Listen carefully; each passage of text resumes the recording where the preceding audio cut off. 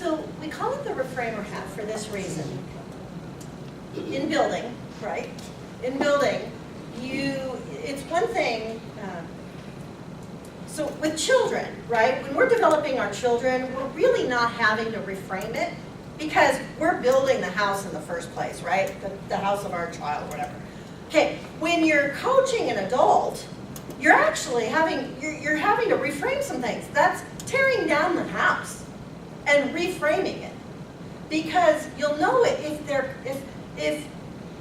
what they say, they're coming from a place that's just off. They're actually looking at it wrong, which is why you're seeing the behavior coming from them, because they need to have some reframing done in terms of how they look at it.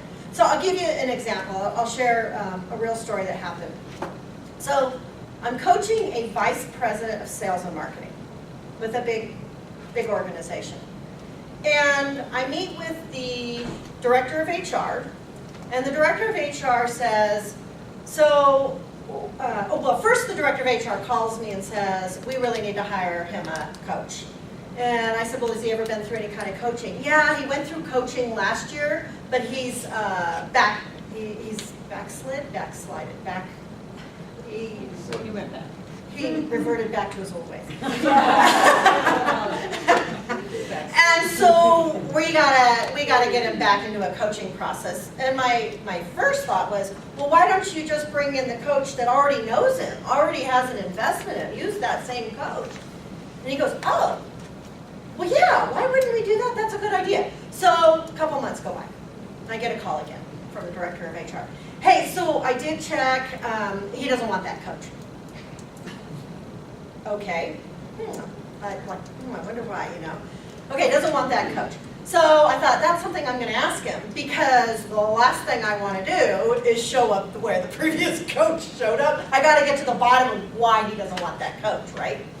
So I have my first coaching session, and by the way, he said the reason he didn't want that coach, again, is because he felt like the coach would show up, and the coach would just say something like this, would go something like, so what do you want to get out of this meeting? Okay, well, that's not a bad thing to ask, right? What do you want out of this meeting? And he said I'd respond, and then the coach would say, so, tell me how it's gone over the last couple of weeks since we've gotten together. And it was just so, he says the bottom line is, all I was doing in that session was problem solving, and there was none of my development took place with that coach. I didn't develop anything, which made sense, right? Because if you don't develop someone in your coaching, and you're only their problem solver, then they're going to need a coach again. And they're going to continue to need a coach. So a coach needs to be the developer of the person, has to move them. Okay, so I thought, okay, well, that's good to know. And I thought, oh gosh, with our coaching tools, he's just going to love this, right? So had a great first meeting. At the end of the meeting, he says, so I was wondering if we could change our next coaching session. I have a commitment already, and it was 2 weeks from that day. I already have a commitment. I was wondering if we could meet next Friday instead. And I said, yes, I think so. I said, I do have a meeting, and we talked about 9 o'clock on Friday morning. I said, I do have a meeting. It's an internal meeting. I said, so let me check with my schedule, and I think it's going to work, but let me confirm back with you. Okay, so I met with him on Friday. He wanted to meet again the following Friday. It's Wednesday.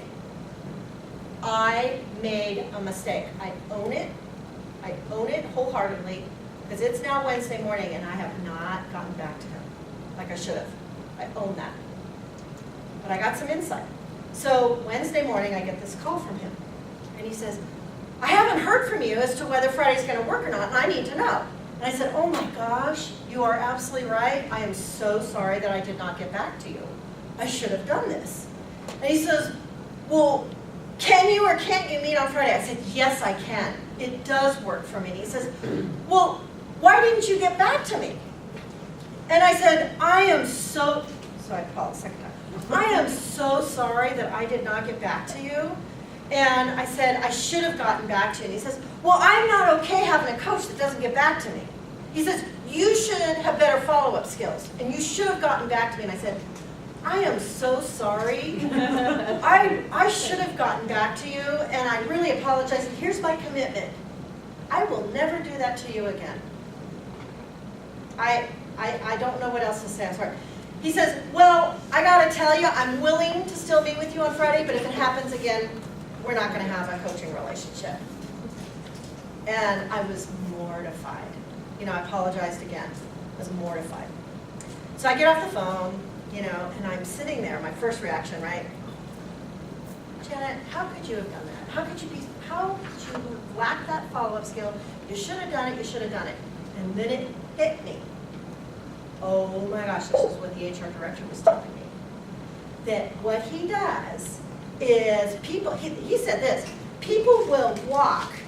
So his office is right here, huge facility. They will walk, so this is his office, they will walk all the way around the entire facility, which is a good 5-minute walk, to get to their office right here, to avoid walking by his office for fear of getting chastised. Okay, I now experienced the wrath, did I not? Like, how many times does a person need to apologize, right? He was telling me, yeah. Groveling too would be good. But groveling, and I groveled good because I genuinely felt bad.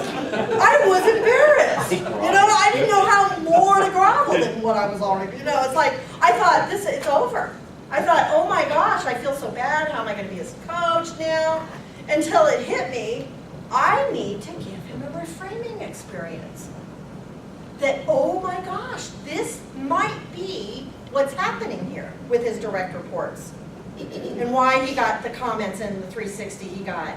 And why they said he's backslid and all these kinds of things, right?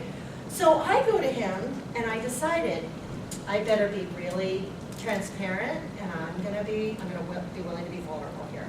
And I will tell you the best coaching moment you can give anybody is when you experience coming from them the very thing that other people have a problem with.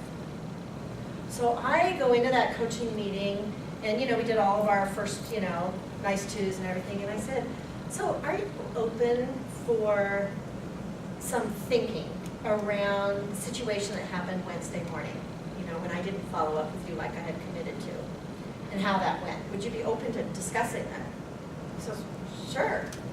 And I was really vulnerable. I said, so you know when I made the mistake and I didn't get back to you like I should have, and I apologized because I genuinely was mortified that I did that. It's not my character. It's, you know, I was mortified.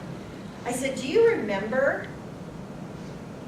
how you really couldn't, like you didn't take my apology? You had to make sure that I felt your anger or whatever feeling you were having. And let me tap into it. What was your feeling?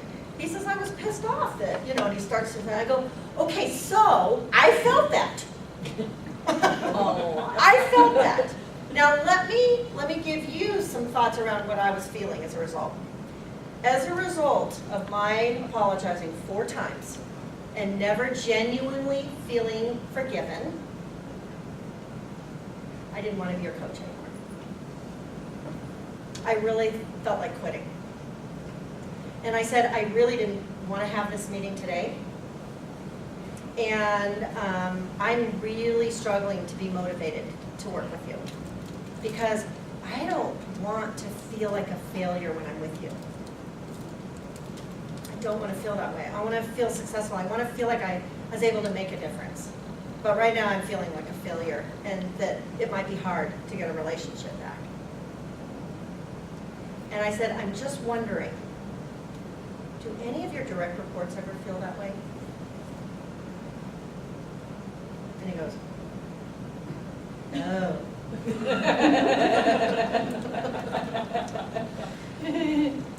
Yes.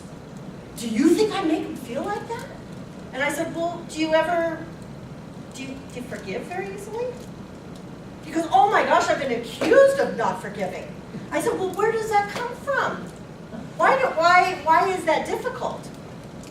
And I am not a psychiatrist. I don't think any of us need to be a psychiatrist. I have no degree in psychiatry, but I was feeling like a psychiatrist in that moment. And he says, you know, growing up, I'm still working towards my father's acceptance. And I think, and I know this, and I said, so, I said, if you know that you can't forgive, and now you have a perspective of what this is potentially costing you, what do you want to do about it? What do you want to do about it? Because I got to change it. So how are we going to change it? What can you do to start being, to when someone apologizes, the trigger is, no problem. I accept that. No problem.